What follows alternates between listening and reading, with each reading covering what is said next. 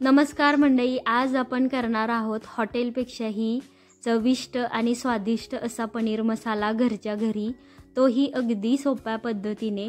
इथे आपण कोणतेही जास्तीचे मसाले वापरणार नाही। कमीत कमी मसाल्यांमध्ये आणि कमीत कमी साहित्यामध्ये बनणारी ही पनीर मसाल्याची कृती तुम्हालाही बघायची असेल तर व्हिडिओ शेवटपर्यंत नक्की बघा। चला तर लगेचच आपण कृतीकडे वळूया। इथे 2 मध्यम आकाराचे कांदे मी चिरून घेते। मोठे मोठे चिरून घ्यायचे, जास्त बारीक चिरायची गरज नाही कारण आपण हे भाजणारच आहोत। तर कांदे चिरून झाल्यानंतर लगेचच मी 3 मध्यम आकाराचे टोमॅटो ही इथे चिरून घेतले आणि इथे 15-16 लसणाच्या पाकळ्या आणि अर्धा इंच आलं मी मिक्सरमध्ये पेस्ट करून घेते। इकडे आता कढई ठेवली गॅसवरती, याच्यामध्ये अर्धा चमचा इतकं तेल आपण घालूया आणि याच्यामध्ये कांदा घालून आपल्याला कांदा गुलाबी होईपर्यंत थोडासा परतायचा आहे। थोडासा गुलाबी झाला का आपण या कांद्यामध्ये लगेच काजू घालणार आहोत। तर बघा 2-3 मिनिट परतलं की थोडासा रंग बदलतो कांद्याचा। मग याच्यामध्ये आपण एक 15 ते 16 इतके काजू घातले। तुमच्याकडे जर काजू नसतील तर 2 चमचे मगजबी घाला, मगजबी नसतील तर सेम काजूच्या प्रमाणामध्ये बदाम घाला, त्याच्यामुळे आपल्या ग्रेव्हीला अशी रिच आणि क्रीमी टेस्ट येते। तर इथे बघा कांदा परतून झाल्यानंतर लगेचच मी याच्यामध्ये टोमॅटो घातले। आता टोमॅटो मऊ होईपर्यंत हे आपल्याला भाजून घ्यायचे। एकदा का कांदा टोमॅटो हे सर्व व्यवस्थित भाजलं गेलं, टोमॅटो मऊ झाले का एका अशा मोठ्या ताटामध्ये काढलं आणि आपल्याला याला थंड करून घ्यायचे।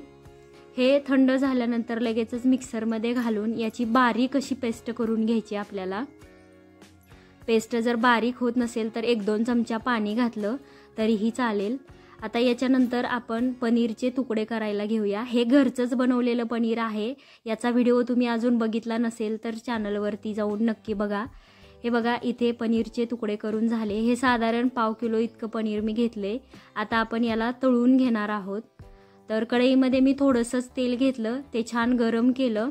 तेल थंड असताना त्याच्यामध्ये पनीर घालायचं नाही किंवा पनीर घातल्या घातल्या लगेचच त्याला असं उलथण्याने हलवायचं नाही, नाहीतर पनीरचे तुकडे पडू शकतात। थोडंसं खालून तळलं गेलं की मग आलटपलट करत हे पनीरचे तुकडे आपण तळून घ्यायचे आणि असा सोनेरी रंग आला का आपण काढून घ्यायचे याला। तर बघा अशा प्रकारे मी थोडं थोडं करून सगळं पनीर तळून घेते। तेलामध्ये एकदम सगळं पनीर घालायचं नाही, नाहीतर तेलाचं तापमान कमी होतं आणि पनीरचे तुकडे तुटू शकतात, ते पनीरही विरघळू शकतं तेलामध्ये। तर बघा आपण थोडं थोडं करत सगळं पनीर इथे तळून घेऊया। ज्या तेलामध्ये आपण पनीर तळून घेतले त्याच तेलामध्ये आपण ग्रेव्ही करणार आहोत।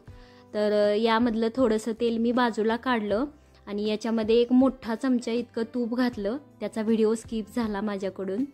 तूप घातल्यानंतर त्याच्यामध्ये 1 चमचा जिरे घालायचे, आपण केलेली लसूण अद्रकची पेस्ट घालायची आणि यानंतर कोरडे मसाले घालणार आहोत आपण।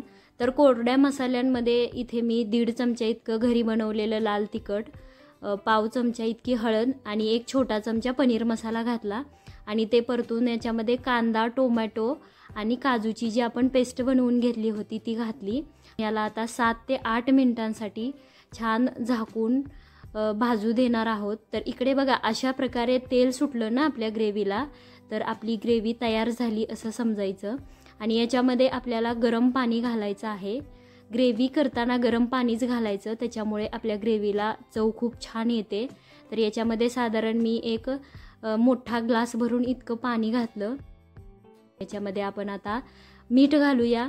तर मी कुठेच मीठ घातलं नव्हतं याआधी, त्याच्यामुळे 1 चमचा भरून इतकं मीठ घातलं आणि हे आता मिक्स करून घेते। 2 ते 3 मिनिटांसाठी थोडंसं मिक्स केलं का लगेच आपण याच्यामध्ये आपले तळलेले पनीरचे तुकडे घालायचे आणि झाकण ठेवून शिजू द्यायचं। तर इथे थोडं वातावरण वेगळं आहे, अचानकच ऊन येते, अचानकच सावली येते, त्याच्यामुळे व्हिडिओमध्ये थोडं प्रकाश आणि सावली असं दिसते, समजून घ्या। इकडे बघा एक 3 ते 4 मिनिटांसाठी आपली पनीरची भाजी शिजू दिली। बघा किती सुंदर रंग आलाय आपल्या भाजीला। घरचंच लाल तिखट वापरले, त्याच्यामध्ये सगळ्या प्रकारचे खडे मसाले असतात, जिरे, धने, खोबरं असतं, हिंग असतं, त्याच्यामुळे त्याला चव खूप छान येते। म्हणून मी जास्तीचे काही मसाले किंवा धने जिरे पावडर वापरलेली नाही, तुम्ही वापरू शकता। सगळ्या प्रकारचे खडे मसाले वापरून जे लाल तिखट बनवतात त्याला आमच्या पंढरपूरकडे येसूर असंच म्हणतात बरं का. आणि रोजच्या भाज्यांमध्ये आम्ही हा येसूर वापरतो. तर इथे बघा आपली पनीरची भाजी बनवून तयार झाली. ही हॉटेलपेक्षाही भारी बनते.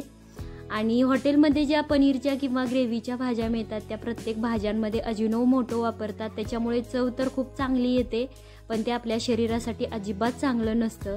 त्यामुळे हॉटेलमध्ये जाऊन अशा प्रकारच्या भाज्या खाण्यापेक्षा घरच्या घरी बनवलेल्या आणि खाल्लेल्या कधीही चांगल्या. चला तर मग तुम्हाला हा व्हिडिओ आवडला असेल तर आपल्या व्हिडिओला लाईक करा, पुढे शेअर करा. तोपर्यंत धन्यवाद.